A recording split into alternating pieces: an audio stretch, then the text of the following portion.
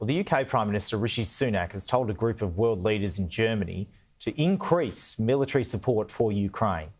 Attendees of the Global Security Conference in Munich include America's Vice President Kamala Harris, who formally accused Russia of committing crimes against humanity. They've come every year for decades, the great and powerful meeting in Munich, to discuss the world's security, but rarely at such a crucial moment. America's Vice President, a former prosecutor, was here with a message and a charge sheet against Russia's leadership. Welcome, Vice President. The US government, she told the conference, believes Russia is guilty of the gravest of crimes. There is no doubt these are crimes against humanity.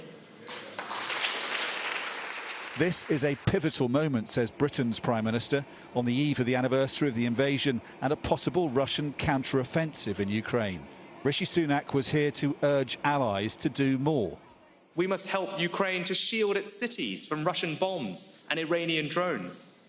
And that's why the United Kingdom will be the first country to provide Ukraine with longer-range weapons.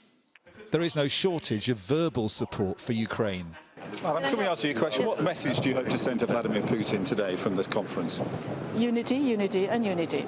There is a mismatch between the rhetoric of leaders calling for unity and staunch support of Ukraine and the actual military backing that they are sending.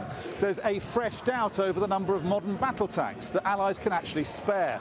There's a shortage of ammunition, and there's still no united plan on how or when to send fighter jets. General David Petraeus, one of the great military minds of our time, says allies know they'll have to send warplanes in the end to help Ukraine. I personally believe it's inevitable that Western aircraft have to be provided to Ukraine. There's no alternative. We're running out of MiGs and flankers. There may be a few left in Eastern Europe somewhere that can be refurbished and provided to Ukraine, but they now have more pilots than they have aircraft. They have to transition to Western aircraft at some point in time during the war. And they certainly will after the war is over, and hopefully they're a member of NATO.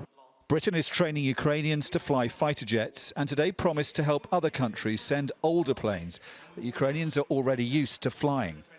You know, these are complicated, complex bits of equipment. They do need training, and that's what we are doing and starting that as early as possible. But what we've also said, and I said today, is that we will happily provide assistance to any country that is able to provide Ukraine with fighter jets right now. The UK stands ready to support those countries as well.